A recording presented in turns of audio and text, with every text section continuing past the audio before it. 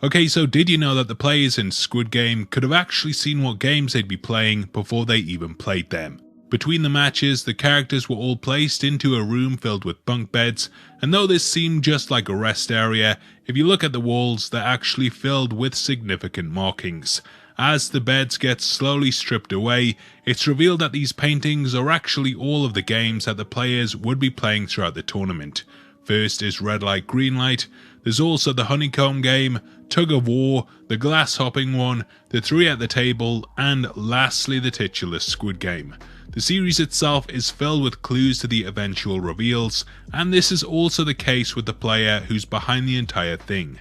It's absolutely mind-blowing, and throughout this video we're going to be breaking it all down, but I just want to give a huge spoiler alert for the series. If you haven't checked it out, then this is your chance to quit playing, but if you want to continue, then I hope you thumbs up the video and also subscribe to the channel.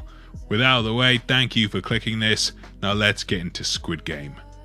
Okay, so at the end of Squid Game, we learn that it was Il-nam all along. The final episode reveals that he invented the games as a form of entertainment for him and his rich buddies who had become bored with life. We learn that he had actually got involved in the one that we see in the show because he was dying and wanted a final bit of fun in his life before it was too late. The ending was absolutely incredible, and the scene had Gihong saying goodbye to the character as he lay on his deathbed. This last meeting actually reflected their first one, in which he too encountered the character as he sat in a bed. It was a pretty big twist that pulled the rug out from under your feet, but eagle-eyed viewers might have spotted early on that there were several clues pointing towards his true identity. Now the first one is that he is number 1, the very first player. If we look at the subtext of the series, Gihong is the final number, and throughout we watch as he very much works his way to first place, aka Il-nam. In the final episode, he's left as number 1, he inherits a large portion of the character's fortune, and comes face to face with him in one of the final scenes. 1 is symbolic on a number of levels, and because it's the first place, it also hints to us that Il-nam is number 1 and that he's the one controlling everything. In episode 5, Hwang Jun-ho sneaks through the compound, and he eventually finds a storage room with files on all of the games that have happened over the decades. Upon opening the 2021, the first player there is actually number 2, and Il-nam's profile is completely missing. There is no file for number 1 because he doesn't need or want to keep a record for himself. The other players in the game also somewhat hint towards us that something is off with Il-nam, and though it's not too obvious, when you really think about it, he wouldn't be someone that would be selected for the process. Everyone else in the Squid Game is roughly the same age, whereas he's extremely elderly. He's also dying of a brain tumor, and thus even if he did win the life-changing money, it wouldn't last that long.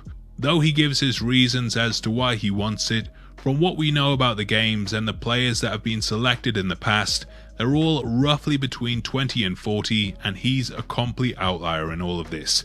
Now the games themselves are also major giveaways too. Throughout the series we watched as he said they were all things that he'd played as a child, and in retrospect it becomes blatantly obvious that he selected them himself because they're what he knows. On repeat viewings, it's clear that each of them are something that he not only played as a kid, but they're also things that he's very good at. Now the first thing they play is red light, green light. Whilst the other players are absolutely terrified for their lives, he gleefully struts about whilst the Terminator's back is turned, and even stops before it looks back to face the crowd. He knows all of the lyrics to the song that the machine sings, and therefore knows to stop in advance before it ends and turns back around. If we look at the clip of the targeted players, you might also notice something different about him. The one directly to his left and all of the other ones to the side have a slight green overlay that appears over the top of them. If we look at the players to his right, outside of the girl crouching down beside him, this is also the case too. Everyone other than him in this girl's tracksuit appears slightly green, and I believe that this machine sees him without the glow because it's been programmed not to shoot him. If this theory is right, then he also has a protective ring around him that stops the machine from firing at people in his vicinity in case it misses, and that's why the girl to his right is also safe too. Immediately after this game, the players decide to cast a vote on whether they should end the tournament or not. He is the one who makes the choice in the end and casts the deciding vote to end the game. This subtly shows his power over the entire thing, and I actually think that he carried this out for a specific reason. He wanted to give the players a chance to walk away from it all knowing the stakes, and if they came back then that would ease his conscience slightly as the choice was theirs. Now cut to the honeycomb game and Il-nam ends up choosing the star. Though this seems like a very complex shape, there's not actually any bends in it like the circles or umbrellas. Though you might think it's easier to have the triangle's lines are longer, whereas the stars are shorter, so there's less to cut through before you hit an edge. Being completely honest though, yeah, the triangle is a pretty easy shape too, but Il-nam didn't exactly have one of the difficult ones either. Now next we jump to episode 4, in which a fight breaks out during the night. Throughout, Il-nam hides away from the carnage up on one of the bleachers, and he ends up begging for the fighting to stop. Even though up until this point it seemed like the front man was completely in control, he immediately sends the guards in because Il-nam requests it. Another clue is that his bed is the only one that isn't flipped, and this is because the guards likely know who he is. Next they play a game of tug of war, and because of their players it seems like Il-nam's team are about to be sent to their deaths. However, he is the one who tells them how to win, and because of his guidance they easily beat the much stronger team. Il-nam had clearly played the game hundreds of times before and knew the best strategy to take. Any team with him was destined to win, and the fact his strategy works definitely proves this. The final game in which he takes part is the marbles one, and this also has a lot of clues in it. Throughout it, it seems like the character is struck by dementia, and he constantly walks around looking for his house. This game not only pulls from his childhood, but the area does too, and unless the Squid Game organisers were psychic, then they'd have no way of knowing what his home looked like. Throughout the episode, everything he says is brushed away as the ramblings of someone with the disease, but knowing what we know, it becomes all the more obvious that he's in control.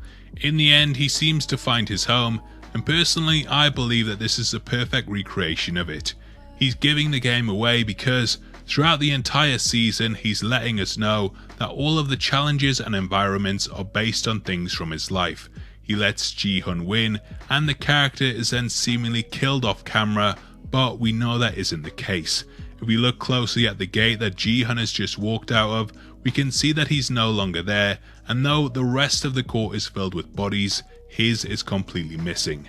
Now knowing what we know, a question you may have is why did Il-nam end up leaving the game at this point when he was still invested in playing? Well, the next game is the deadly hopscotch one, and this is by far the most unpredictable of the lot.